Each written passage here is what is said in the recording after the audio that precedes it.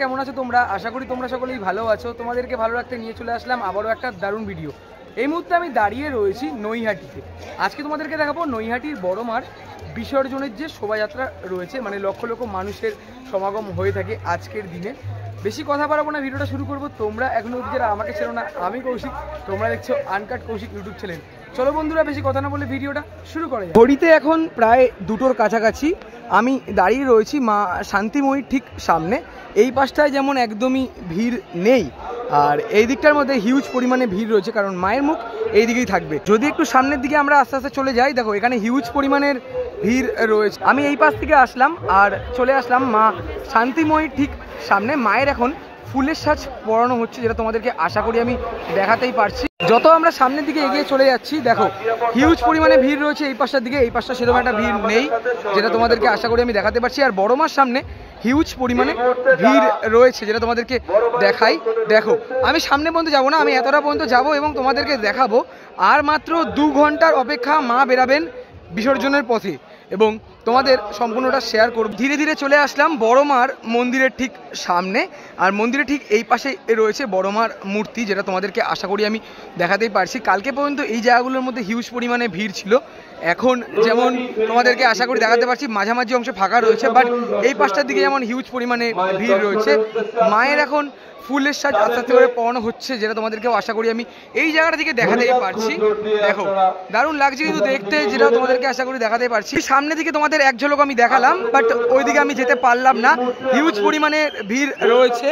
আমরা আবারও এই পাশটার দিকে চলে যাব আস্তে আস্তে করে, এবং আমরা আমাদের জায়গা মতো দাঁড়িয়ে পড়বো এবং বড় মার শোভাযাত্রা তোমাদের সম্পূর্ণটা শেয়ার করব। দাঁড়িয়েছিলাম ঠিক বড় মার সামনের দিকে, আমি এই রাস্তা দিয়ে চলে আসলাম ঠিক এই পাশটার দিকে। দেখো এদিকে হিউজ পরিমাণের ভিড় রয়েছে, অনেক মানুষজন দূর দূরান্ত থেকে এসে তোমাদেরকে আশা করি আমি দেখাতেই পারি। সামনে রয়েছে নৈহাটির বড় মা, বড় মার মন্দিরের ঠিক পাশেই রয়েছে ছোট মা।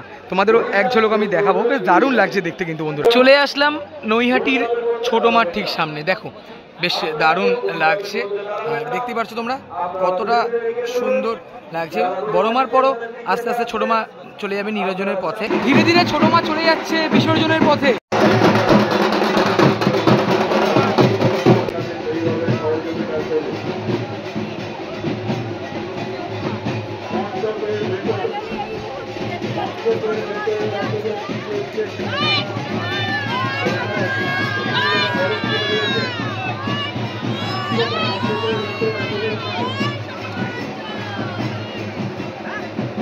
ঘড়িতে এখন প্রায় 3:45-এর কাছাকাছি বেজে গেছে।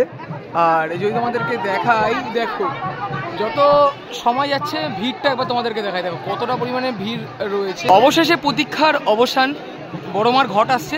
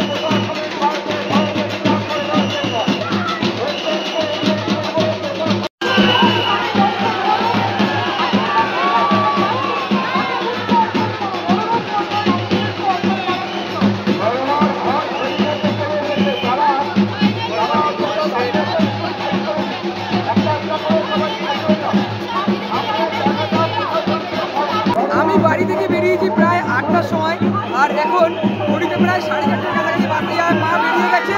জয় বড় মা।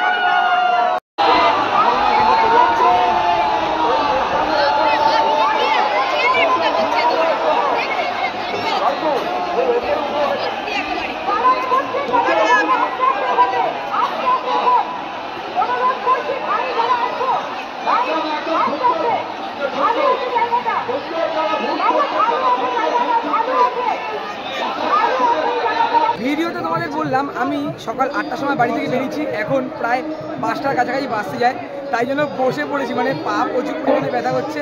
ভিডিওটা ভালো লাগলে অবশ্যই লাইক করে শেয়ার এবং সাবস্ক্রাইব করে আমার পাশে থেকে দেখা হচ্ছে এরকমই কোনো ভালো ভিডিওর সাথে। ততক্ষণ যেন টাটা।